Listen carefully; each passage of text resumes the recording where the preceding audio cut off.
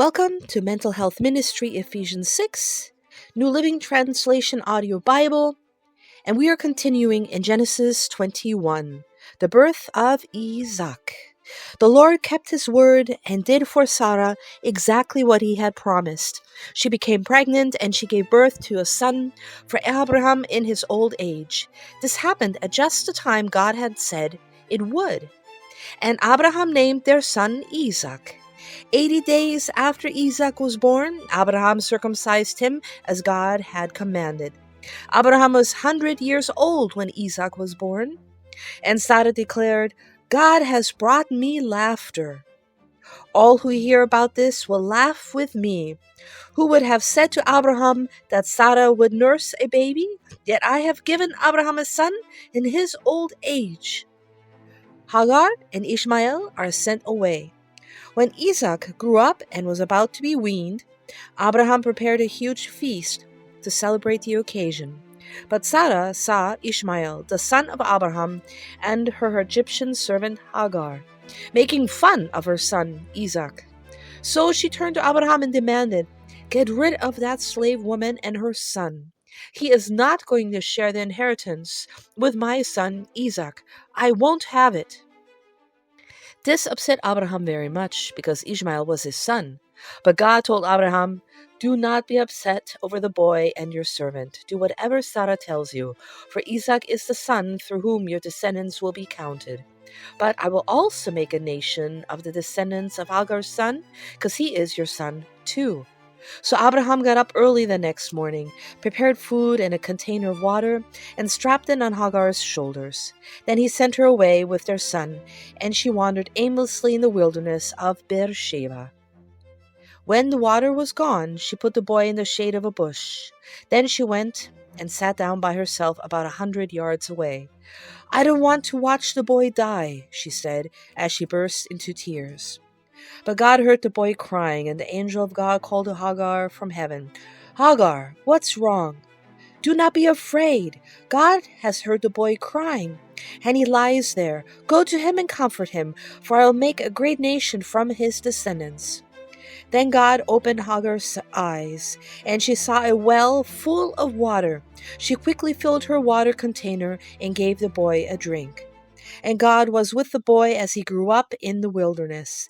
He became a skillful archer, and he settled in the wilderness of Paran. His mother arranged for him to marry a woman from the land of Egypt. Abraham's covenant with Abimelech. About this time, Abimelech came with Phicol, his army commander, to visit Abraham. "God is obviously with you, helping you in everything you do," Abimelech said. "Swear to me in God's name that you will never deceive me, my children, or any of my descendants. I've been loyal to you, so now swear that you will be loyal to me and to this country where you are living as a foreigner." Abraham replied, "Yes, I swear to it." Then Abraham complained to Abimelech about a well that Abimelech's servants had taken by force from Abraham's servants. "This is the first I've heard of it," Abimelech answered. "I have no idea who is responsible. You have never complained about this before." Abraham then gave some of his sheep, goats, and cattle to Abimelech, and they made a treaty. But Abraham also took 7 additional female lambs and set them off by themselves. Abimelech asked, "Why have you set these 7 apart from the others?" Abraham replied, "Please accept these 7 lambs to show your agreement that I dug this well." Then he named the place Beersheba, which means well of the oath, because that was where they had sworn the oath. After making their covenant at Beersheba, Abimelech left with Phicol, the commander of his army, and they returned home to the land of the Philistines. Then Abraham planted a tamarisk tree at Beersheba, and there he worshipped the Lord, the eternal God. And Abraham lived as a foreigner in Philistine country for a long time. Chapter 22, Genesis. Abraham's faith tested.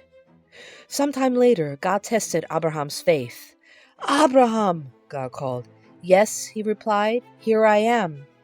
Take your son, your only son, yes, Isaac, whom you love so much, and go to the land of Moriah. Go and sacrifice him as a burnt offering on one of the mountains which I will show you." The next morning Abraham got up early. He saddled his donkey and took 2 of his servants with him, along with his son Isaac. Then he chopped wood for a fire for a burnt offering and set out for the place God had told him about. On the 3rd day of their journey, Abraham looked up and saw the place in a distance.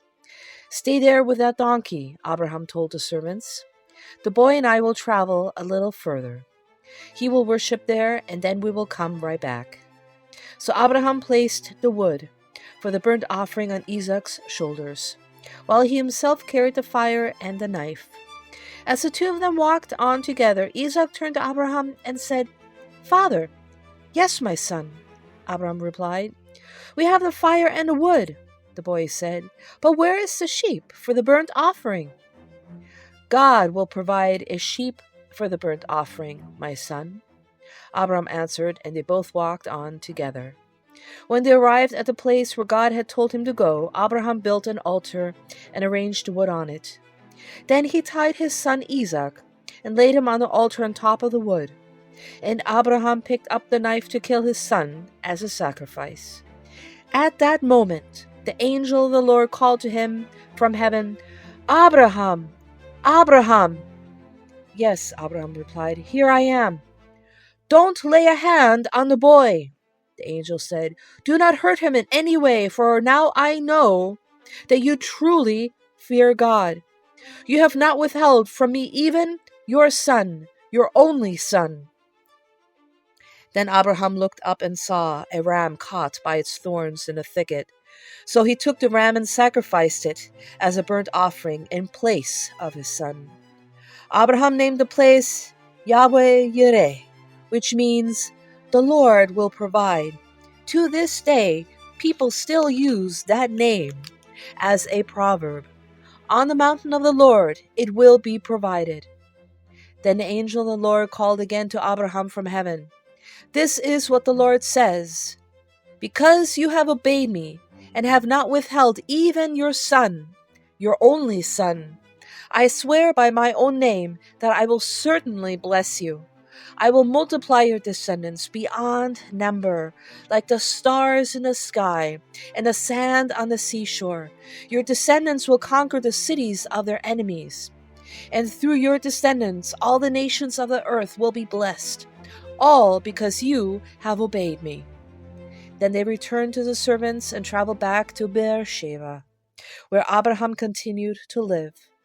Soon after this, Abraham heard that Milcah, his brother Nahor's wife, had borne Nahor 8 sons. The oldest was named Uz. The next oldest was Bus, followed by Kemuel, the ancestor of the Amarians, Kesed, Hazor, Pildash, Jildaph, and Bethuel. Bethuel became the father of Rebekah. In addition to 8 sons from Milcah, Nahor had 4 other children from his concubine Reumah. Their names were Tebah, Gaham, Tahash, and Maachah. Before we continue on to chapter 23, there is a very huge test that Abraham had to pass to be able to testify his true faith, complete utterance belief, and trust in God. Passing the test and faith tested. We see this in chapter 22, verse 1 through 2. Why did God ask Abraham to sacrifice his son? God, of course, did not want Isaac to die. He wanted Abraham to prove that he loved God more than he had loved his long-awaited son. That's how strong our faith needs to be. Through this difficult experience, Abraham strengthened his commitment to God. He also learned about God's ability to provide. The purpose of testing is to strengthen our character and deepen our commitment to God. Are you willing feeling like you're being tested right now? How will you respond to that test? Chapter 23, The Burial of Sarah. When Sarah was 127 years old, she died at Kiryat Arba, now called Hebron, in the land of Canaan. There Abraham mourned and wept for her. Then leaving her body, he said to the Hittite elders, "Here I am, a stranger and a foreigner among you. Please sell me a piece of land so I can give my wife a proper burial." The Hittites replied to Abraham, "Listen, my lord, you are an honored prince among us. Choose the finest of our tombs and bury her there. No one here will refuse to help you in this way." Then Abraham bowed low before the Hittites and said, "Since you are willing to help me in this way, be so kind as to ask Ephron, son of Zohar, to let me buy his cave at Machpelah, down at the end of his field. I will pay the full price in the presence of witnesses, so I will have a permanent burial place for my family." Ephron was sitting there among the others, and he answered Abraham as the others listened, speaking publicly before all the Hittite elders of the town. "No, my lord," he said to Abraham, "please listen to me. I will give you the field and a cave here in the presence of my people. I give it to you. Go and bury your dead." Abraham again bowed low before the citizens of the land and replied to Ephron as everyone listened, "No, listen to me. I will buy it from you. Let me pay the full price for the field so I can bury my dead there." Ephron answered Abraham, "My lord, please listen to me. The land is worth 400 pieces of silver, but what is that between friends? Go ahead and bury your dead." So Abraham agreed to Ephron's price and paid the amount he had suggested, 400 pieces of silver, weighed according to the market standard. The Hittite elders witnessed the transaction. So Abraham bought the plot of land belonging to Ephron at Machpelah, near Mamre. This included the field itself, the cave that was in it, and all the surrounding trees. It was transferred to Abraham and his permanent possession in the presence of the Hittite elders at the city gate. Then Abraham buried his wife Sarah there in Canaan, in the cave of Machpelah, near Mamre, also called Hebron.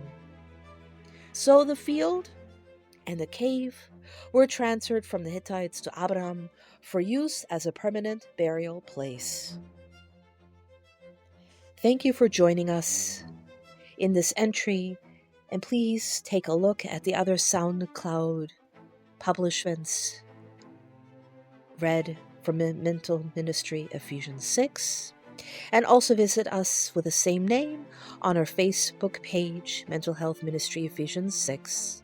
And there you can also click on the Google Meet and join us every Sunday at 4 p.m. for a live group. Blessed to everyone. Thank you.